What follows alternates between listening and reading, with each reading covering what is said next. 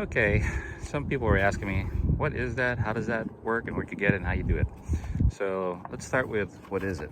First, it's a side panel accessory rack where this here is for the roto packs, and you can put any type of molly webbing that goes across here. Sorry, holding another thing. And then of course, you know, up here, it connects to the existing rail on this particular Subaru Ascent. Where can you get this? This is actually made for a Toyota Forerunner.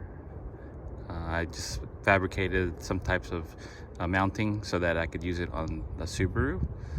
It's from Victory 4x4. What can I tell you about this? It's adjustable. So right here you can see these things here help adjust the item, and then to keep it mounted well, there's a suction cup.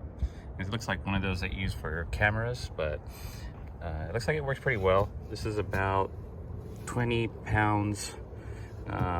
Ideally it can hold.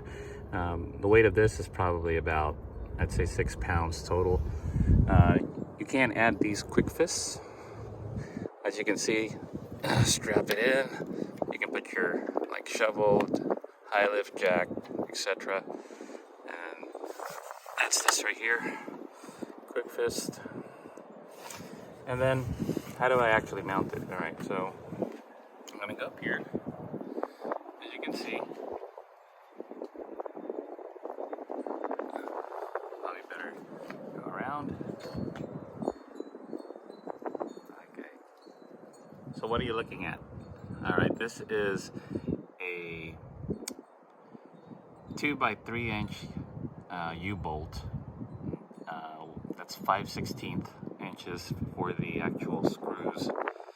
And then here, I'm actually using a bracket, an angle bracket. You can say it's a brace.